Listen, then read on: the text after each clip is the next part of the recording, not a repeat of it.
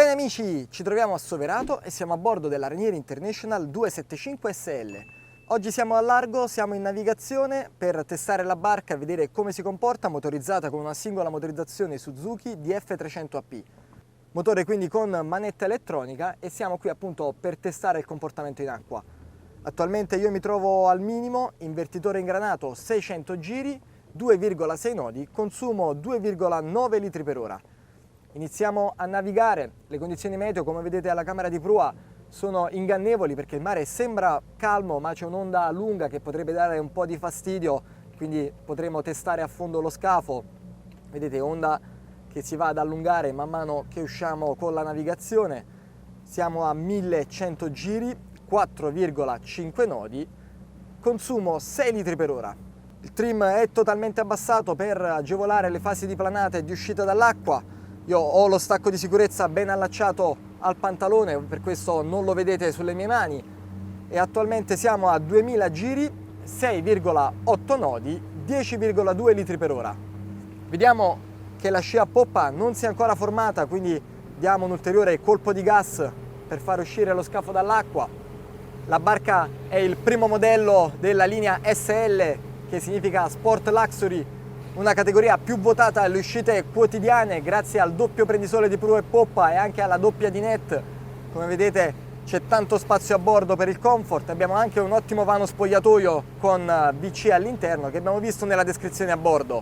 Attualmente ci troviamo 8,7 nodi, 17,4 litri ora a 2800 giri, tenendo presente che a bordo c'è il 20% di carburante, siamo 2 persone e abbiamo il 30% d'acqua.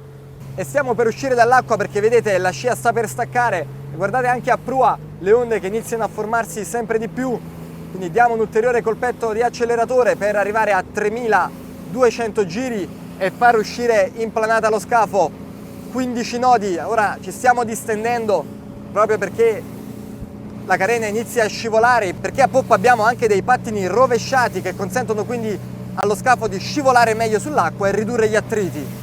Guardate, serie di onde di prua, impatto morbidissimo, barca asciutta, attualmente 20 nodi, diamo un colpetto di trim per far ridurre la superficie bagnata, guadagniamo un nodo, 21 nodi, 30 litri per ora. E a questo range di velocità è attiva anche la tecnologia Lean Burn di Suzuki che permette di ottimizzare il rapporto tra carburante e ossigeno tenendo la miscela più magra possibile senza rinunciare alle prestazioni. Quindi ci consente di navigare a 23 nodi con un consumo complessivo di 32,4 litri per ora. Continuiamo a salire, vedete serie di onde che si formano in continuazione che ci consente di apprezzare anche la morbidezza sull'onda perché tra scafo e coperta c'è un sistema del cantiere che permette di attutire l'impatto, smorzare le vibrazioni e quindi quando prendiamo un'onda non la avvertiamo in coperta proprio perché ci sono una sorta di silent block che consentono quindi di smorzare l'attrito e le vibrazioni che vengono dalla carena.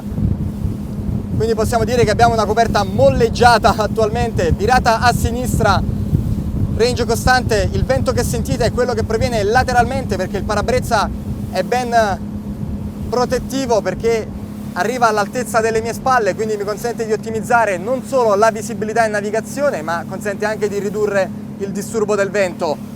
Attualmente quindi 25 nodi, 4200 giri, trim 30%.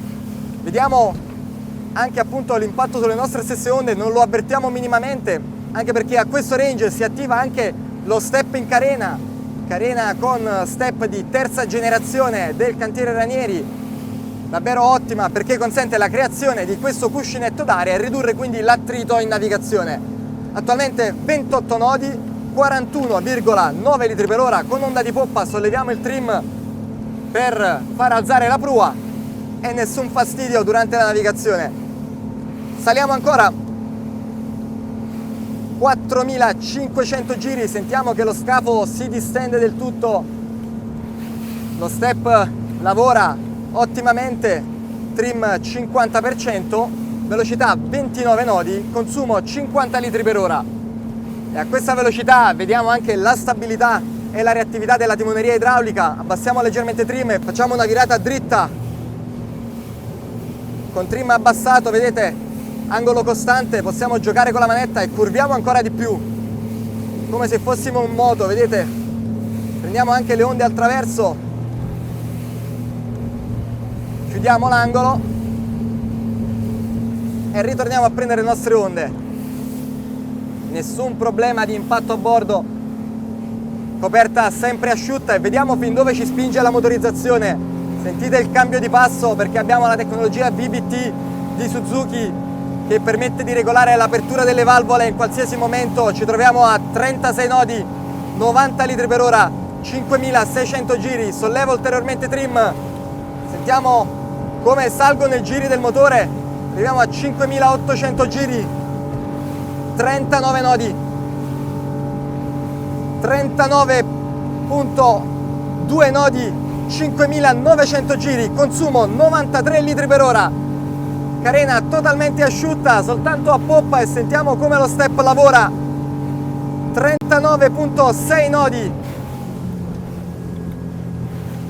Ora ulteriore virata in discesa, trim totalmente abbassato, virata a sinistra, guardate come scorre questa carena, davvero morbida e divertente da governare, perché restiamo sempre in costante sicurezza.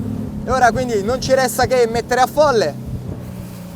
Torniamo con la prua verso l'esterno e vediamo in quanti secondi usciamo dall'acqua e in quanti secondi ci porta la velocità di punta questa singola motorizzazione da 300 cavalli.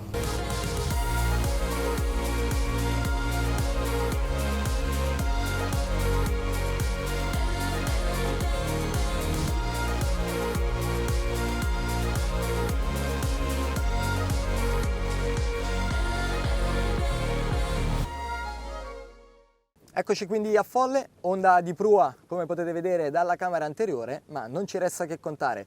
3, 2, 1, timone al centro e via! Sentite il rombo, siamo già fuori dall'acqua, 10 nodi, 11, 13, 15, ci distendiamo del tutto, 20 nodi, 21, 23, 25, 27, sollevo trim, 30 nodi, 31, guardate come si distende la prua, 34, impatto sull'onda di prua, 35 nodi, 36 nodi, usciamo totalmente dall'acqua, 37 nodi, trim 50%, 37.3 nodi, 92 litri per ora, onda di prua. Quindi che dire, impatto davvero ben attutito dalle strutture di bordo, merito anche del metodo di costruzione, perché la coperta è costruita con una monoscocca, quindi non ci sono giunture, pezzi costruiti e poi uniti, quindi è un unico componente molto robusto, il che consente quindi anche di smorzare gli attriti a bordo. E quindi cari amici, questa è la Rainier International 275 SL. Io purtroppo devo rientrare alla base nautica.